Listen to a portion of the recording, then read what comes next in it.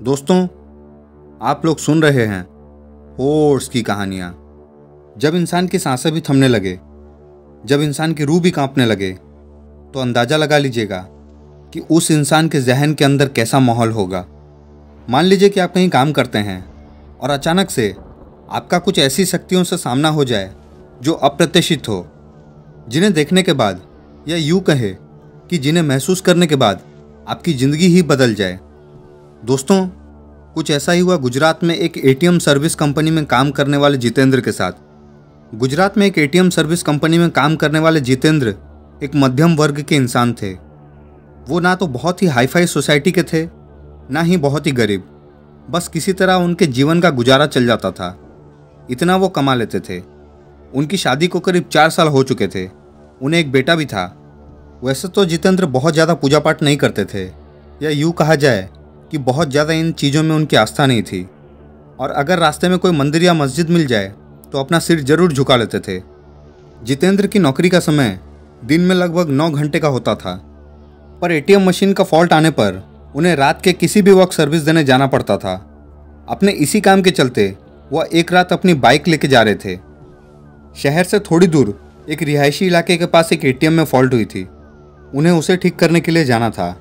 वैसे तो इस काम के लिए 2 लोग थे, पर जितेंद्र का पार्टनर उस रात को बीमार था, तो सर्विसिंग के लिए उन्हें अकेले ही जाना पड़ा। जितेंद्र जब पॉइंट पर पहुंचे तो अपनी बाइक उन्होंने स्टैंड पर खड़ी कर दी। तभी वहां उन्हें एटीएम बूथ पर एक खूबसूरत सी लड़की दिखाई दी। जितेंद्र ने सोचा शायद उसे पैसे निकालने होंगे और वह एटीएम मशीन के ठीक होने का वेट कर रही होगी।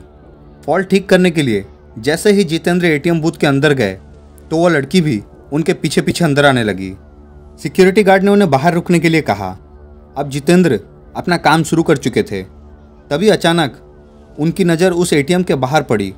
बाहर जो उन्होंने देखा उसे देखकर उनके पसीने छूट गए। बाहर जो लड़की खड़ी थी अब वो वहाँ नज़र नहीं आ रही थी। उन्होंने चारों तरफ नज़र घुमाई, लेकिन उन्हें कोई दिखाई नहीं दिया। अब उनकी उत्सुकता बढ़ने लगी, क्योंकि रात का समय था और वीरान सन्नाटा। एटीएम के पास छोटा मोटा जंगल था, यहाँ तक कि उस जगह पर कुछ लाशों को भी दफनाया जाता था। हो सकता है यही सोच करके उनकी उत्सुकता बढ़ गई। उन्होंने दरवाजे के बाहर झांक कर देखा तो उनके रगों में बहता हुआ खून भी बर्फ के जैसा जम गया था, क्योंकि बाहर खड़ी लड़की का चेहरा बुरी तरीके से बिगड़ा हुआ था और वो एटीएम गार्ड का सर अपने हाथ में लिए हुए खड़ी थी और जितेंद्र की ओर घूर घूर कर देख रही थी। यह सब देखकर जितेंद्र का दिल बेतहाशा तेजी से धड़कने लगा। उन्होंने वहाँ से नजरें हटा ली और सोचा कि हो सकता है ये उनका भ्रम हो। वो ये सब सोच ही रहे थे कि अचानक उनके सीनियर का फ़ोन बज उठा। वह फ़ोन वहाँ का फॉल्ट ठीक करने के लिए था। कांपते कांपते जितेंद्र फिर से अपने काम पर लग गए।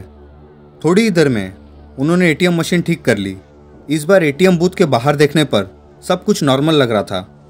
वो लड़की भी वहाँ खड़ी थी और एटीएम बूथ का गार्ड भी उसके आसपास ही आराम से खड़ा था। जितेंद्र ने सोचा पहले जो देखा था ये उनका भ्रम ही था। वह काम निपटा कर सीधा अपनी बाइक की ओर दौड़े और जाने से पहले उसने एक बार फिर एटीएम बूथ पर नज़र डाली। तब एक बार फिर से उनका दिल दहल गया। एक बार फिर बाहर खड़ी लड़की एटीएम गार्ड का सर अपने हाथ में लिए हुए खड़ी थी। इस भयानक नज़ारे को देखकर जितेंद्र बुरी तरह डर गए और वहाँ से भाग निकले। वापस लौटते वक्त भी उन्हें बार बार यह आभास हो रहा था कि उनकी बाइक के साथ कोई ना कोई तो चल रहा है। वे घबराते हुए बाइक चलाते जा रहे थे। न जाने कैसे अचानक उनकी बाइक बंद हो गई और ठीक एक बरगद के पेड़ के नीचे जाकर रुक गई। जितेंद्र को यकीन नहीं हो रहा था कि उनके साथ ये सब सचमुच में हो रहा है। उन्होंने नज़र उठाई तो बरगद की शाखा से झूलती हुई एक आकृति उन्हें नजर आई। उसके हाथ में एक आदमी का सिर था और वो अजीब घड़घड़ाहट भरी आवाज़ में कुछ बोल रही थी। जितेंद्र ये सब देखकर वहीं जम गए। ना उनकी चीख निकल रही थी, ना ही उनके अंदर हिलने की ताकत बची थी। अब तो आलम यह हो चुका था कि वह चुड़ैल पेड़ से नीचे उतर रही थी, वह भी उल्टे पांव। उसके उल्टे पैर देखकर जितेंद्र की हालत बद से बदतर होती जा रही थी। उन्होंने आंखें बंद कर ली और भगवान को याद करने लगे। चुड़ैल उनके बगल में आकर बैठ गई और उनका सर सहलाने लगी। इसके बाद जितेंद्र की क्या हालत होगी ये आप लोग खुद अंदाज़ा लगा सकते हैं। नॉर्मली तो इंसान इस हालत में शायद हार्ट अटैक से ही मर जाएगा, लेकिन जितेंद्र जी उस समय लगभग बेहोशी की अवस्था में चले गए थे। करीब 2 घंटे बाद जब उन्हें होश आया तो उन्होंने देखा कि उनके सर पर बाल ही नहीं थे। उन्हें अपनी हालत देखकर खुद पर तरस आ रहा था और डर भी बहुत लग रहा था। अब तो रात भी बहुत ज़्यादा हो चुकी थी। उन्होंने दोबारा से गाड़ी स्टार्ट किया, लेकिन गाड़ी स्टार्ट होने का नाम ही नहीं ले रही थी। बस उन्हें इतना सा सुकून था कि वो अभी तक जिंदा थे। लेकिन जैसे ही बाइक स्टार्ट हुई और उन्होंने बाइक को आगे बढ़ाया, वैसे ही उन्हें साफ साफ महसूस हुआ कि कोई पीछे से उनकी गाड़ी पर बैठा है। कोई दिख तो नहीं रहा था, लेकिन उन्हें दोबारा से साफ साफ एहसास हुआ कि किसी ने उनके कंधे पर हाथ रखा है। वो वहीं पर हड़बड़ा कर गिर पड़े और वहीं पर बेहोश हो गए। उन्हें जब होश आया तो वो एक हॉस्पिटल पर थे। कुछ स्थानीय लोगों ने उन्हें बेहोश पड़ा देखकर हॉस्पिटल पहुंचा दिया था। इस घटना के कई महीने बाद तक जितेंद्र हॉस्पिटल में ही रहे। उन्हें होश नहीं आया।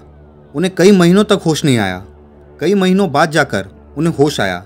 इसके बाद धीरे धीरे करके वे सामान्य हो गए। लेकिन जिस दिन वे हॉस्पिटल को छोड़े, उसके बाद उस जगह को भी छोड़ दिया और दूसरे जगह जाकर बस गए।